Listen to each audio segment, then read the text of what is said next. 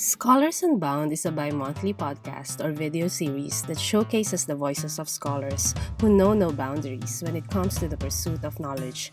You will hear insights from their experiences as international scholars and how these influence their research, hoping to inspire future scholars to be fearless, global, and unbound. I'm your host, Dalia Simangan. An opinion article was recently published in the Wall Street Journal demanding soon to be United States First Lady Dr. Jill Biden to drop the doctor from her name. The author, who, by the way, doesn't have a doctorate degree and yet has an academic position and acknowledged that he is addressed as doctor, thinks that the doctor title, and I quote, sounds and feels fraudulent, not to say a touch comic, end quote. He expressed this view despite the fact that Dr. Biden earned her doctorate degree fair and square. Rightly so, that sexist article sparked outrage in social media, with many PhD holders adding the doctor to their account name in solidarity. And that article made me understand better my conversation with Dr. Rabia Aminuddin in the previous episode. Our conversation about diversifying narratives of knowledge, of stifling already marginalized narratives, misogyny still prevalent in the world, academia included. So, for this episode, I want to share my thoughts on how to fight back. Of course, a systemic structural change is necessary, but our personal stories have lessons we can share with each other. I'm a member of one organization in which I was always referred to as Miss Dalia Simangan in their correspondences. I'm not actually particular about titles, and I prefer to be called by my first name in academic settings. But when I saw that my male counterparts have either doctor or professor in their names, I requested to have mine as well, an equal treatment alongside male colleagues. At first, I didn't want to sound demanding. But who would demand for my rights when everyone else is silent? What can we do as scholars or students from and of the global south, of color and of minority, and women and LGBTQ scholars to be heard? There have been changes, yes, but they are slow. Unfortunately, when the system is stubborn, the work rests on us. We need to be louder and sometimes more outraged to be more present and more visible.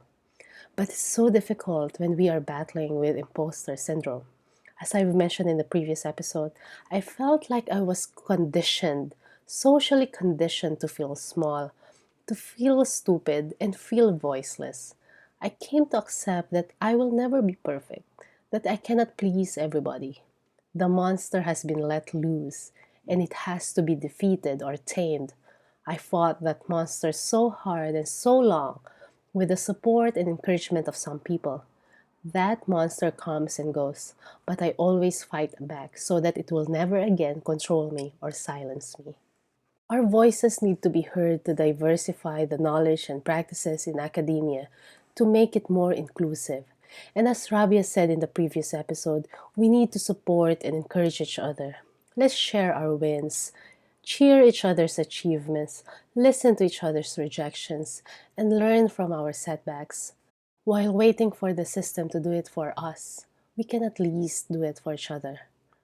This brings me as well to what Rabia advises about kindness and humility, that being kind and humble will take us far, not just for our careers, but also in our personal lives.